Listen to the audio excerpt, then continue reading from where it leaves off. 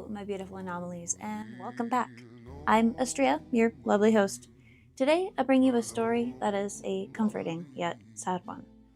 I'll dub this story One Last Cigarette, a tale of a singular cigarette and an old friend. Let's get into it.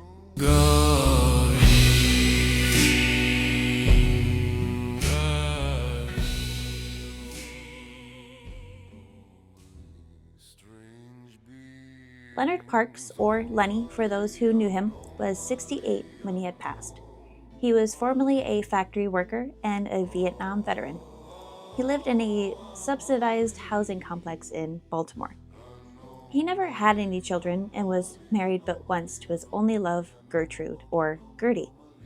They both went to high school in Baltimore, and even though Lenny wanted to go to college, he was shipped out to fight the Vietnam War. Gertie was a stunning cheerleader in high school, and Lenny didn't think he had a chance with her, but from accounts of the few friends that Lenny still had that Gary had compiled for us, he is the only one that had made her laugh so hard she shot milk out of her nose. And when they had graduated high school, they had gotten married shortly after. Lenny was then shipped off to Vietnam, where he went on a few tours and inevitably fought in the Vietnam War. He really didn't like talking about his time over there, not even to his wife. My own grandfather served in the Army and was in the Vietnam War as well. And even to the end of his long life, he didn't talk about it either. And I don't blame either one of them.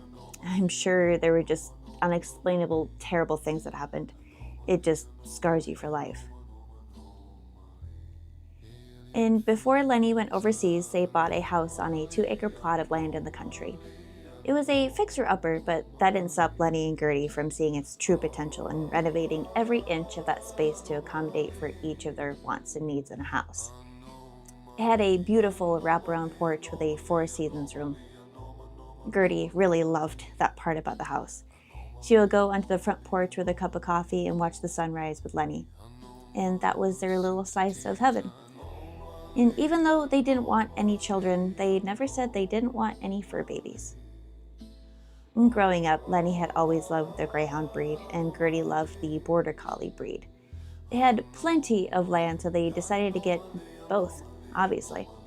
Lenny's dog, Penelope, was a 4-year-old retired racer. He found her while seeing an article in the morning newspaper about adopting retired Greyhound racers. I love that it's an option to do that. I've always gone by the motto, adopt, don't shop. There are way too many animals in shelters that need homes. It's honestly just really sad. I would personally love to adopt every single one if I had the space for them, but I don't. But every single animal needs love and compassion. But enough about me, let's get back to the story. Gertie adopted her dog, Franny, from the local animal shelter. She was a stray that animal control had picked up a few weeks before Gertie came and found her.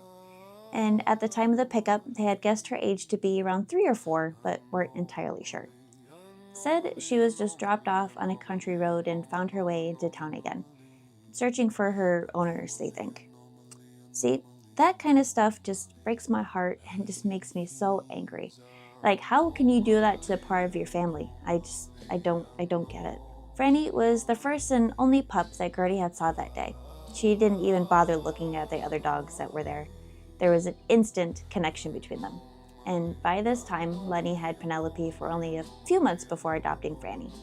But the two pups immediately got along and started playing tug of war. They even started a round of fetch within the first hours of meeting each other. It's so freaking adorable. It's like they have been friends their whole entire lives. Penelope lived to be 15 years old before she passed away, which is the typical lifespan of a retired Greyhound. And Franny also lived to be around 15. She loved Penelope so much it just broke her heart to have her gone, so she went soon after she did. I'm sorry guys, this whole story is just heartbreak after heartbreak, but let's continue. Gertie passed away just a few years before Lenny did from breast cancer. Lenny was diagnosed with terminal lung cancer at the same time his wife had passed from her cancer. Going through chemo, radiation, biopsies, he was just done with all the tests and the poking and prodding the doctors did at every single visit. Honestly, I don't blame him, like, at all. I've seen my grandfather go through chemotherapy and radiation, and it's rough. And with Lenny facing it alone, I can't imagine how he might have felt. Have any of you guys had a relative or even a friend go through chemotherapy or radiation? Leave it down in the comments and let me know your experiences with it. And while you're down there, hit the like, share, subscribe, and hit that noti bell so you don't miss any videos from us. Just trying to lighten the mood just a little bit. It's about to get heavier. Let's continue, shall we? It was around midnight on April 23rd, 2021. In his Baltimore apartment, it was a cooler night, so Lenny had left a window open to let some fresh air in. Lenny had woken up after drifting in and out all day in his lounge.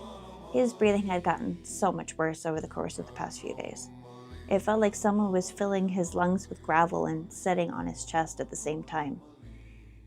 His time was running out. And in his tiny living room, there was his lounger, a coffee table stained with years and years of spilt coffee and heat rings, and another lounge next to his, in case he had company, which was very rare nowadays. But tonight, he had a silent visitor. It wasn't a nurse or a ghost either, although you could maybe call it that. And sitting on the chair next to him, like he'd just been there the entire time, and sitting comfortably, just watching Lenny. He was wearing a black suit, hands folded in his lap, face hidden in shadow. He couldn't tell his age, race, or if he even was breathing. He didn't say a word, just looked at Lenny, just calmly, not creepy or judgy, just like he was looking at an old friend. He then pulled a small box from his jacket pocket, a pack of smokes.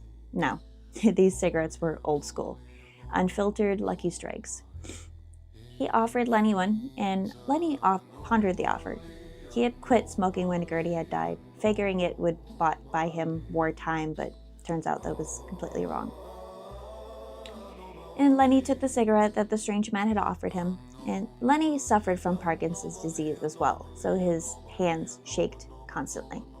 But when he took that cigarette with a shaky hand, his hand stopped shaking almost immediately, like some kind of miracle had been performed. The strange man lit the cigarette for him, but he didn't have a lighter or any matches, just a little spark from the tip of his finger. It was the best damn cigarette Lenny had ever had, and it wasn't because of the tobacco, but because of the silence and the company. Lenny had been so alone for so long.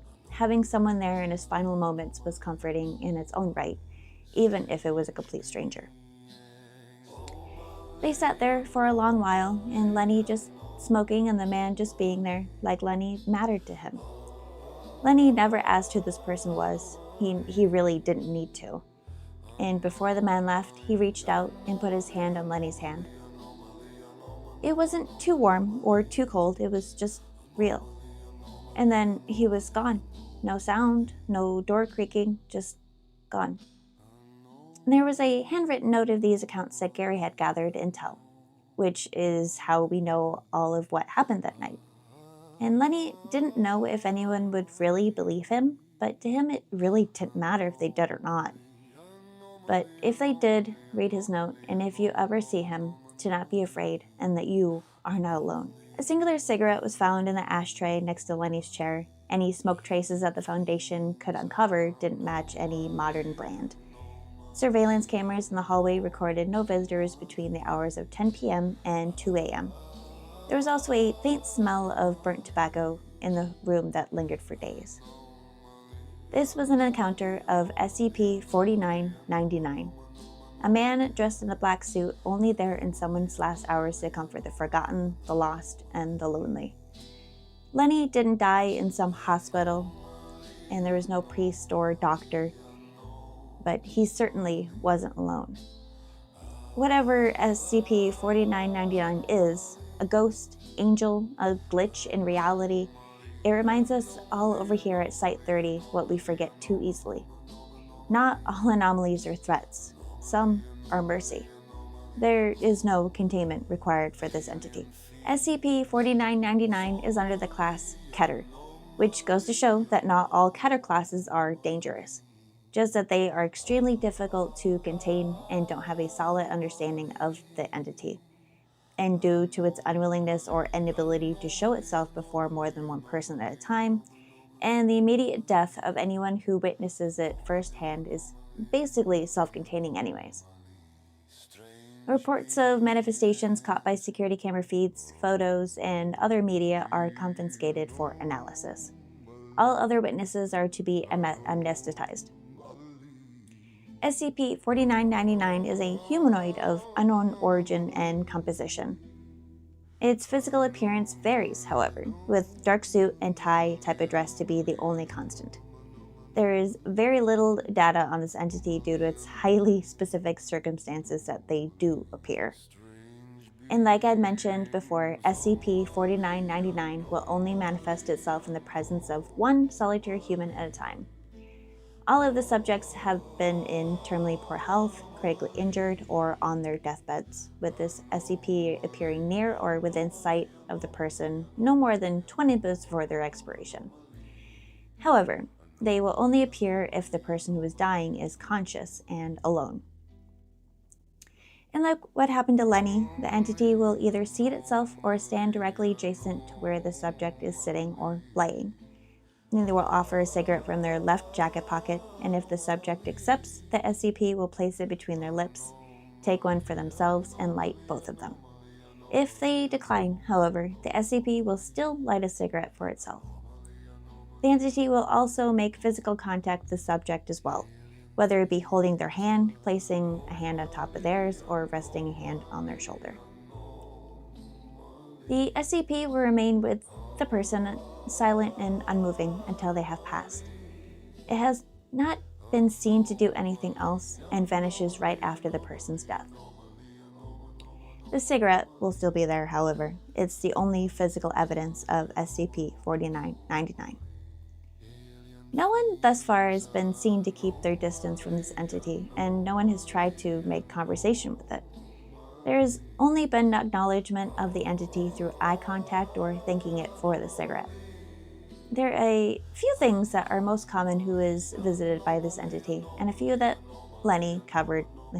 Lives alone, military vet, no currently surviving family, and few to no mutually beneficial personal relationships. SCP-4999 was discovered as an emerging urban legend, with hospital security footage being spread throughout the internet and TV programs. A minor disinformation program was put into place to maintain the public image, and SCP-4999 was officially registered on November 27, 1998. This story was really sad, but yet comforting, like I mentioned in the beginning. It just makes me want to cry just thinking about it. And I hope you enjoyed this story and hope you find some sort of comfort. Let us know in the comments about your thoughts and feelings and what SCP you'd like to see in a case file for the next story. Be safe, courteous, and polite out there. Until next time. And remember, stay anomalous.